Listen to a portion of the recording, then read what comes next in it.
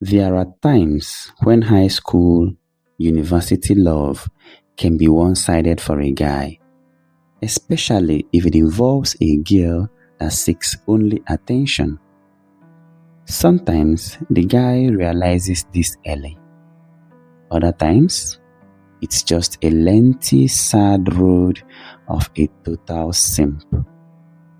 This is the story of Jake. Jake strode out of his kitchen, feeling quite very sure that he has made a mistake. This was not the usual mistake where you receive thousands of scolding or be looked straight in the eyes and told, "It's your fault." No, this had more to do with personality. What was I thinking? What's happening to me lately? He kept asking himself. He unbuttoned his shirt and just flung it on the bed. Reluctantly, he entered the bathroom and locked the door behind him, with a wish that the closed door would keep the emotional turmoil behind it. He managed to relieve himself, fighting to keep the event of last few minutes between him and Thelma from getting a better part of him. Well, in all honesty, the tension between him and Thelma stretches beyond minutes. It's more like last few weeks. Leaving his trousers unzipped, he opened the door and pulled it down. His bed, just a meter in front of the bathroom, loomed ahead. He just dived into it. Into emotional chaos.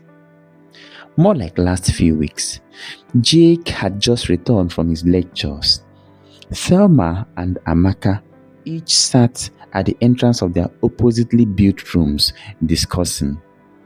The off-campus hostel, a 24 self-con lodge with 12 rooms on each side. Amaka is Thelma and Jake's mutual friend, and she recently moved into the same lodge with them. The two had returned early from school as their lectures were in the morning time. But Jake's Engine 315 lecture dragged into the late afternoon, and he knew that both his friends would be long back from school. It was Amaka that first greeted him when he entered the corridor of their rooms. "Jake, welcome. You want cook beans for lunch?" "Ami, when una two come back from school? Shebi is in the morning." Jake, seeing that she was sitting with Thelma, was apparently ignoring her information about their lunch. 3 days ago, the three have entered into some kind of communalism. They were each to contribute one or more food items which, as Amaka, the accountant, calculated, will help the three of them save more. The girls would be doing the cooking while Jake, who has half bag of rice lying in his room, will contribute majorly rice. "We came back around 12 o'clock. Thelma shot from her seat at the entrance of her room, mildly excited that Jake is back.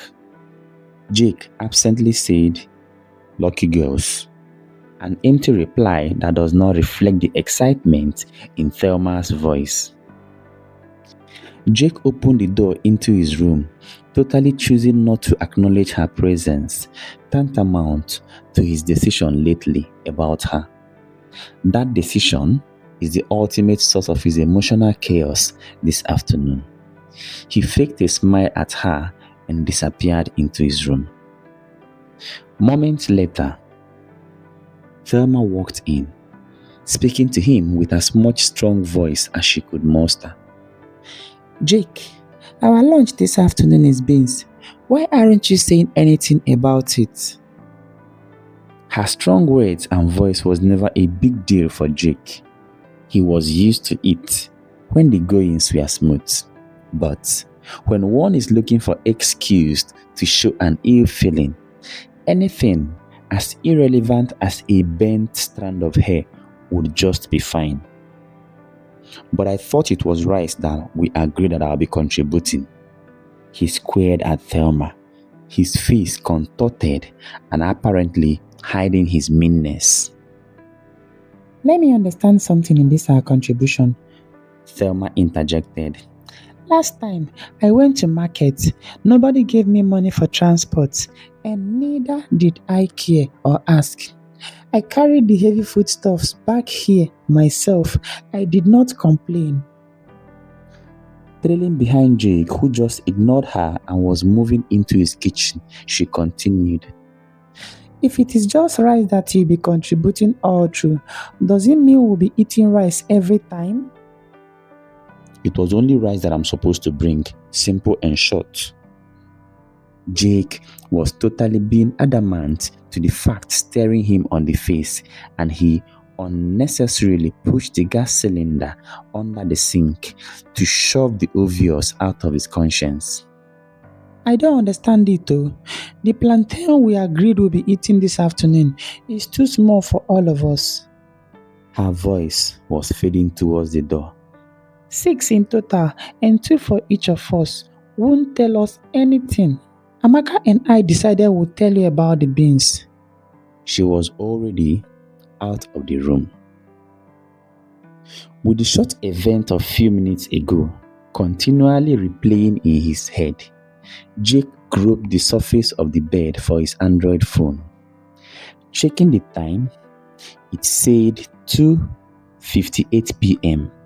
He let the phone drop from his hand and he dressed up his head to rest on the pillow. His bare chest and eyes faced the ceiling as he locked his fingers under his head. Giving little consideration to comfort, he was ready to take a dive into the romance roller coaster between him and Thelma. Jake and Thelma, both in the same level, had been friends long enough.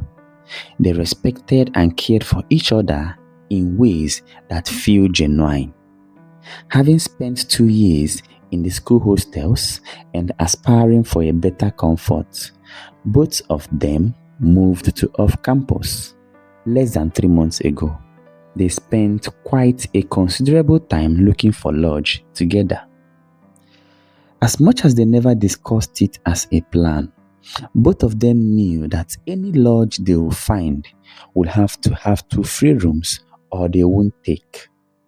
It took quite some time, but they eventually found one to their choice. As time passed and their friendship grew, emotional connections between 2 of them also grew. It didn't take long. They began to cross the lines of friendship and they were quite comfortable with it. Their attraction for each other was too noticeable to stay hidden, to a point that Jake admitted to it openly. But Thelma never openly did. She has a boyfriend that resides in another state. Jake wanted to respect that and tried to respect that. Irrespective of that knowledge, Jake still cared for her, just as she did too for Jake. They shared personal stories, laughed deep into the night, cooked and ate together, went to market together, to church, to programs, and even at some point, Jake thought of taking her with him to a football viewing center. As they continued to blur the line between friendship and lovers, his feelings for her grew stronger by the day. For 1 month, everything was going fine. But time has a way of digging deep, even deeper. There was one catch. Jake is the faithful type of guy, but Thelma, she has a character of always looking outside. As these thoughts of the past kept rushing back to Jake as he lay on his bed, the discomfort in his heart was radiating into his body. In tiredness, he turned to rest on his tummy. The sketchy regrets were already taking a lot of space on the ceiling, and he didn't want to keep looking at them.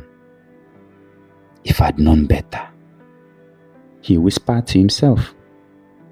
If Jake had known better, he wouldn't have given as much of himself in mind to Thelma. He wished he could take back all the attention, the kind and caring words he lavished on her, the emotional understanding in the moment that she's being a silly girl, and every single minute he had spent with her in the past nights on this bed. He wished he never tucked her in at 12 midnight. The thoughts were all too much for him, and his heart ached at every memory. For the past days, since he closed his mind towards her, Jake has taken moments to ponder how he got to this point of no regard for Thelma. He had tried to blame himself for things spiraling out of control, to find himself at fault. But the more he tried, the more he'd find reason to dislike her the more. Thelma is undoubtedly a pretty girl, and he knew it. He'd always believed that the attention he is giving her, that she deserves it. For the first month since they left hostel, all she wanted was to be with him. She'd call, text, and chat him. As much as he tried to create that little distance in order to sustain intrapersonal desire, she wanted all of him.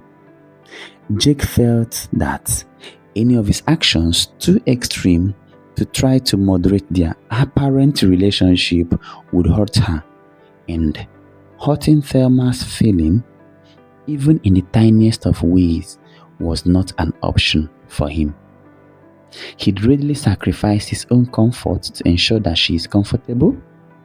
In the market, Thelma would hold his arm like a partner. In the church, she'd sit next to him. In the evening, she'd ask to take a walk with him. She literally owned Jake's attention and time. His phone beeped with notification and derailed his train of thoughts. Who be this? He murmured as he felt for his phone on the bed. He glanced at the WhatsApp group ad notification, swiped up to the home screen, and went back to his thoughts. He remembered one of the nights when things were getting out of hand between he and Thelma. Jake, why are you not answering me? She said with a voice in between hard and soft. I'm listening to you, he replied, trying to please her and hiding all the disappointment and pain swelling up inside him. I'm listening. Okay. She continued in her madam-like manner, an act she'd learnt lately. I'm going to ask you again. Do you have feelings for me? Jake was quiet. She knew the answer to that question, and whether she would like to hear Jake say it or not, Jake couldn't fathom. He just gazed into the imaginary distance in his room. Do you? She repeated. Then he made up his mind to let it out. What difference does it make? Yes, I do. But to what end? Thelma paused. She just kept nodding her head in thoughts. You mind if I ask you something? Jake slipped in. Okay. Can I hurt you? I think you can. She answered reluctantly. Jake, obviously still having another question in his mind, waited a full minute and then asked, Do you have feelings for me? No. She almost exclaimed, then fell silent for what seemed like eternity. I have a boyfriend. she added, with her voice giving away the coldness between her and the so-called boyfriend. The pain Jake felt in his heart was a stab. He knew better than she has replied. Jake simply maintained his composure and replied, "Okay, no problem." He wasn't going to say or ask any other thing. For the past minutes since that question from Jake, Thelma has not said anything. She hasn't even raised her head she dropped on her palm 5 minutes ago. Her body was growing restless. She has just lied about the obvious to Jake.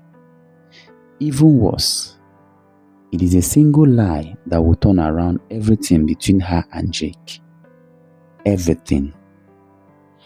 It took the heart of a man for Jake to keep up his composure. The rest of the minutes they spent together that night was filled with nervousness, uneasiness, and an unexpected, awkward tenderness between the two of them. Jake accepted to owe her lie to the fact that she has a boyfriend. He also saw it in her reactions that she almost meant the opposite of what she replied.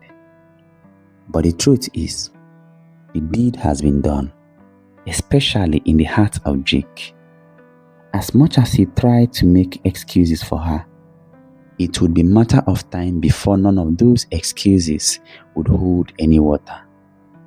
A time will come when it won't matter what she felt in that moment that night, what tender feelings she created between she and Jake that night. There will only be one thing left, a single lie that will lay the basis for absolute scrutiny, introspection, and detest. But she doesn't know it yet. Even Jake, too, doesn't.